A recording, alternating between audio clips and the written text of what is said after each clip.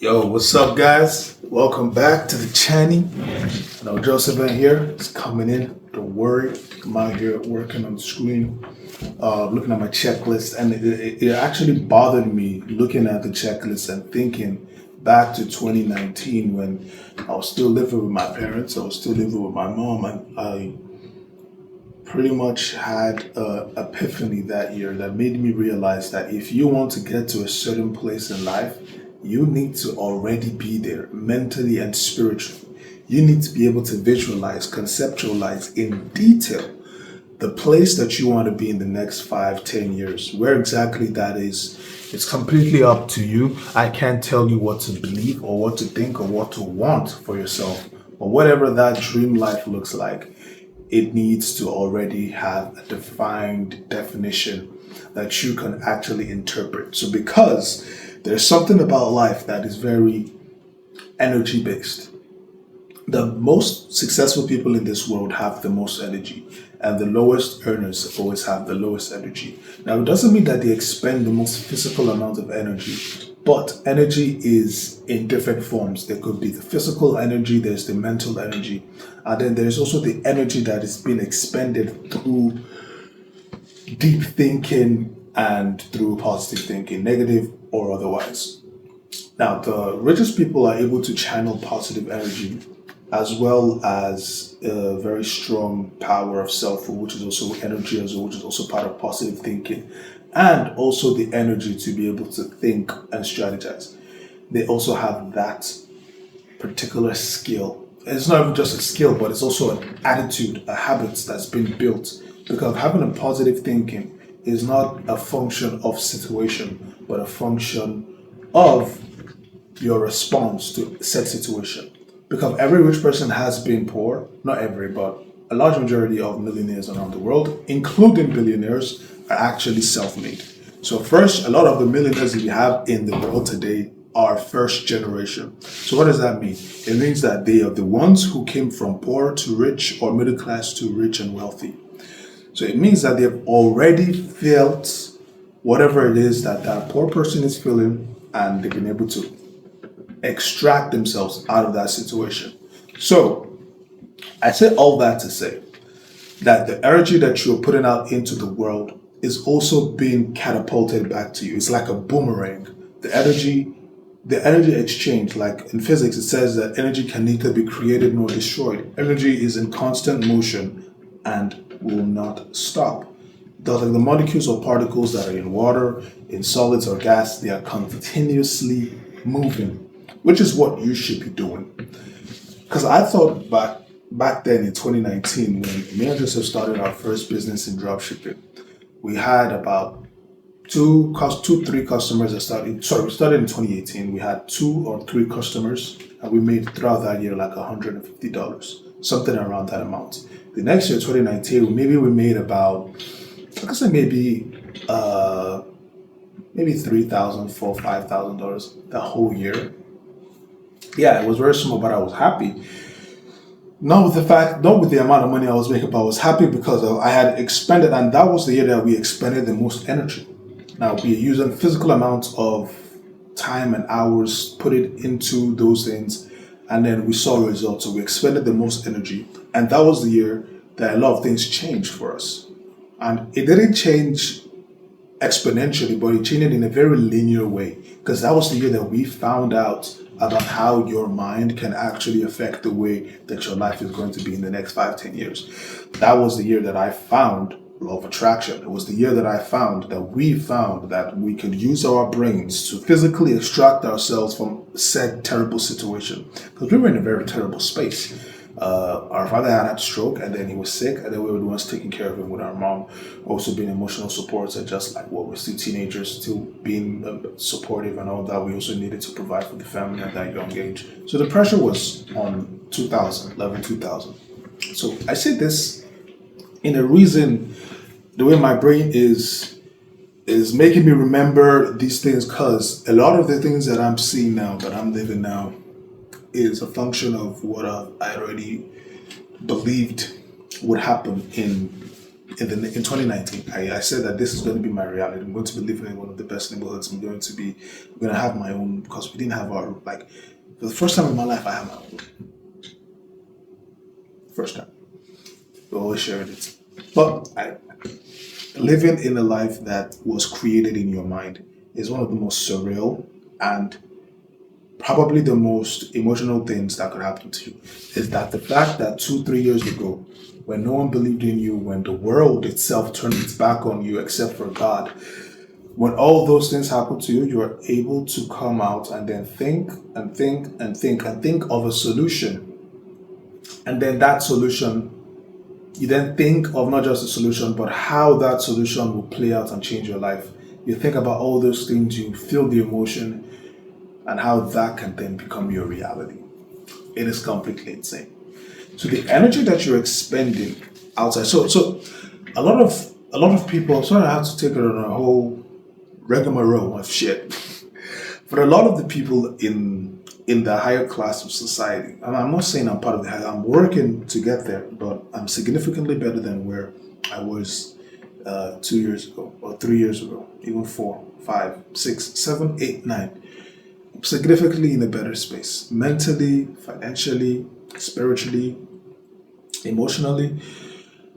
And the thing about these people that are in this higher class is that there is no change of there's no change of reality. There's no change in reality. I beg your pardon. There's no change in reality that can change their reality. Now, the reality that they set for themselves is somewhat what normal people would call delusional. Now, they will call it delusional because of it has either never been done or is yet to be done. Because anything that hasn't been done yet is only just about time going to be done. Records are set to be broken, boundaries are set to be crossed. Everything that we think is impossible has now been done.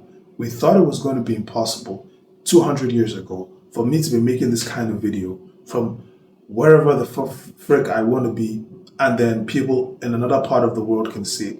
Or how people are looking into a magical mirror talking to someone else who's like in two continents away.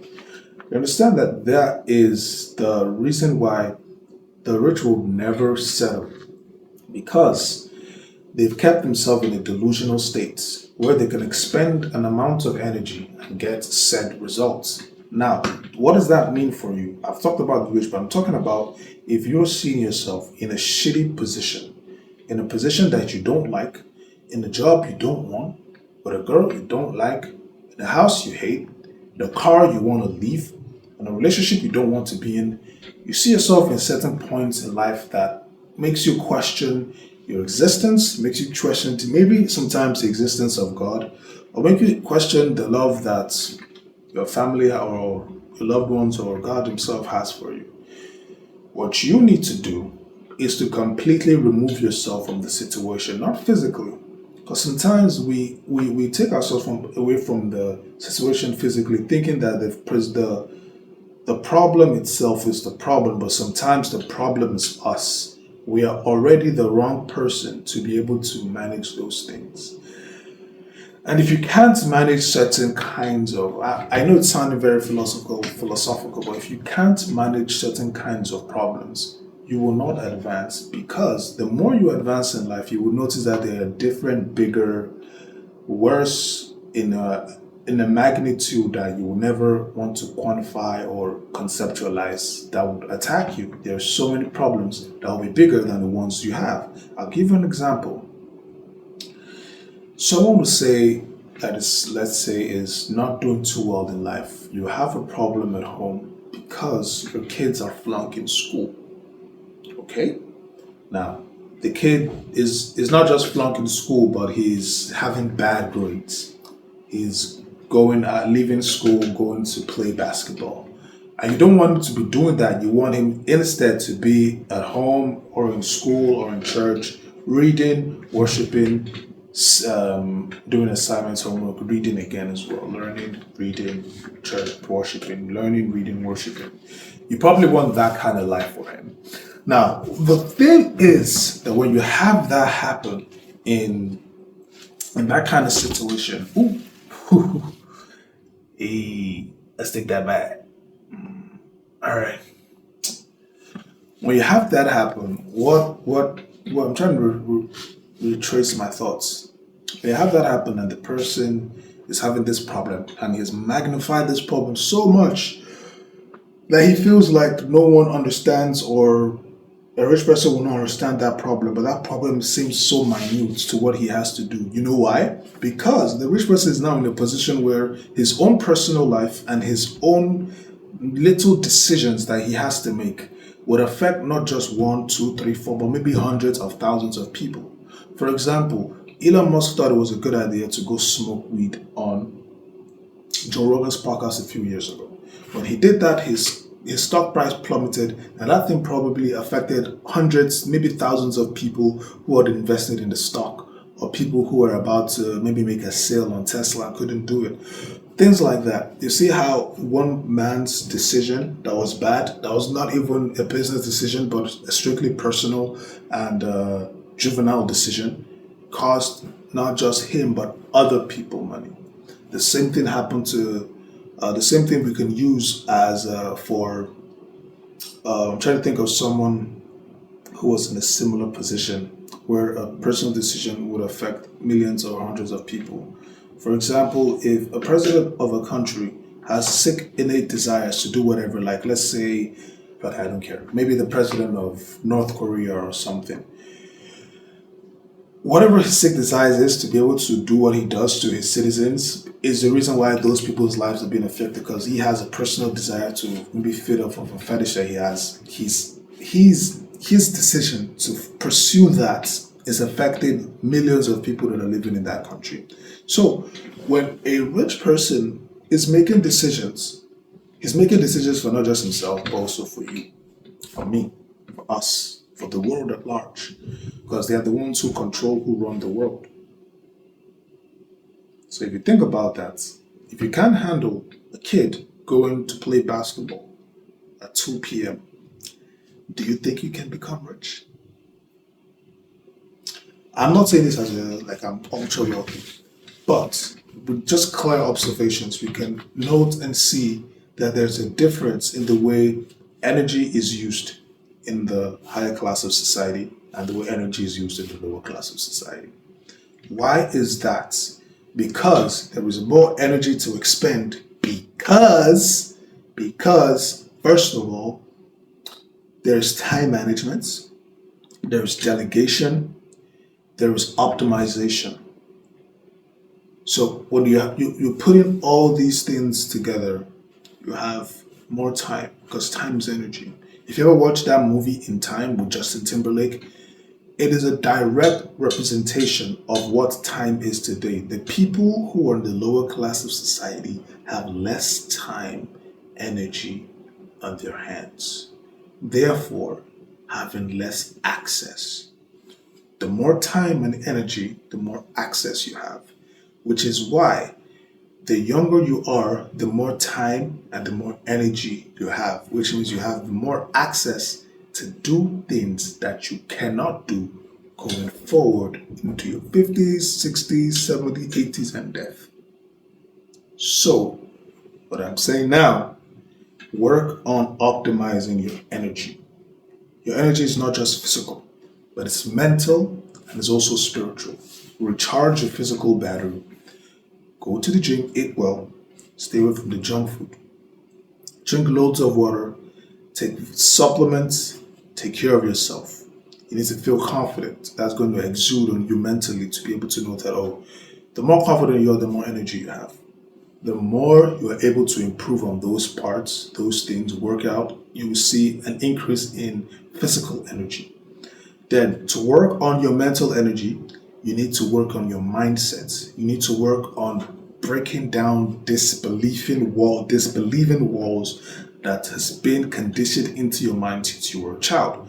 Because the environment you are is going to affect the way you think and the way you react with the world. The world is going to be the same today, yesterday, and the way it was before. Human beings have been flawed. There's always been problems. There's always been natural disasters. Everything has always been good and bad in the world, and it will not change. But you can. So you cannot blame the external for what is happening in your life, but you can condition the internal to withstand what is happening on the external. How do you do that? You need to pray to God, give your life to Christ. You need to meditate. Okay? Regardless of even if you don't, I'll be honest with you as a Christian myself, is that it's not exactly a function of prosperity to be a Christian. It's not, honestly not.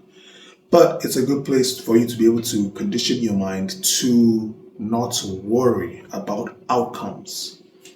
Understand? To not worry about outcomes. A good thing you could also do if you're not into that is to have a good routine that grounds you mentally.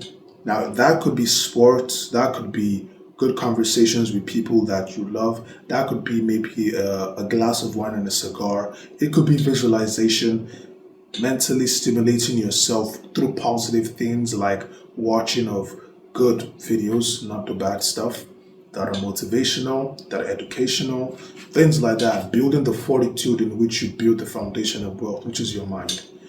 So I think that's a good place to end the video. You need to work on your internal to be able to affect the external. And the more you work on the internal, it's going to reflect on the external. And then you build the external again through working out, eating right, all that stuff. You're going to see an increase in the amount of energy you're able to expend for society. The people who produce the most have the most to do. Why is that? Because they have the most energy. So if you have more energy, you're going to be able to tackle 2025. If you want more videos like this, just let us know. And for consultation calls, if you think you want to talk to us one-on-one, we have a link below. It's going to take you for a consultation call if you want that. If you want to know how you can double yourself, how you can increase your energy, expenditure, how you can increase your energy and to be able to increase your earning power in 2025. Check out the links in the description. It's all there. I don't really want to plug nothing, but I hope you have a wonderful day. I hope you take the advice that I gave you all seriously. Peace.